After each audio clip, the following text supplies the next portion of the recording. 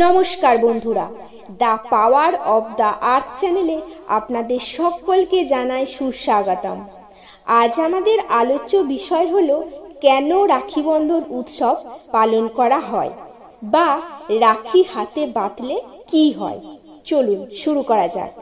ভাই ও বোনের মধ্যেকার বন্ধনকে সম্মান জানানোর জন্যই এই রাখি উৎসব পালন করা হয়।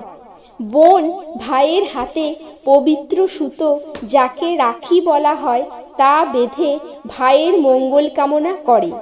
ভাইয়ের সুরক্ষা ও বোনের নিরাপত্তা সংক্রান্ত যাবতীয় রীতি পালনের মধ্য দিয়ে ভাইয়ের ডান হাতে এই রাখি পরায় বোন।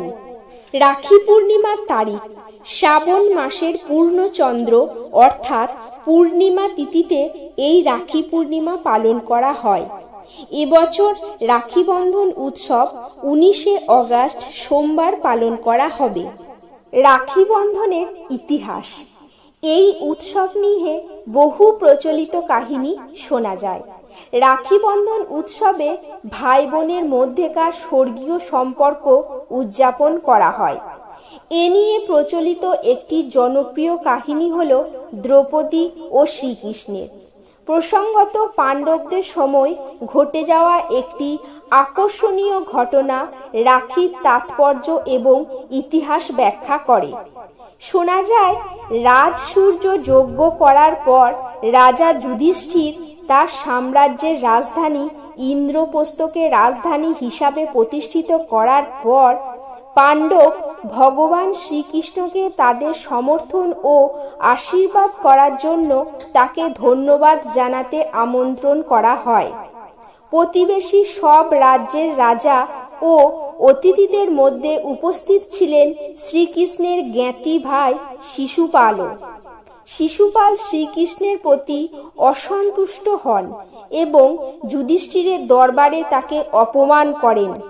শিশুপাল পাপের সমস্ত সীমা অতিক্রম করে গিয়েছিলেন এবং তাকে শাস্তি দেওয়ার জন্য শ্রীকৃষ্ণ তার সুদর্শন চক্র ছেড়ে দেন শিশুপালের দিকে। চক্রটি তীব্র গতিতে শ্রীকৃষ্ণের হাতে যখন ফিরে আসে, তখন তার আঙুল কেটে যায়। কৃষ্ণকে রক্তাক্ত অবস্থায় দেখার পর দ্রৌপদী তার কাপড়ের একটি অংশ ছিঁড়ে শৈশবকালের বন্ধুর ক্ষতস্থানে বেঁধে দেন।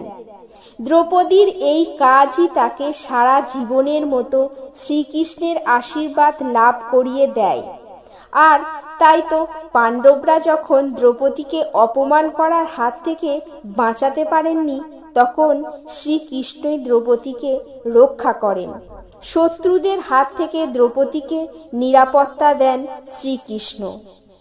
এই ঘটনাটি বর্তমানে রাখি বন্ধনের উৎসব নামে পরিচিত। নমস্কার।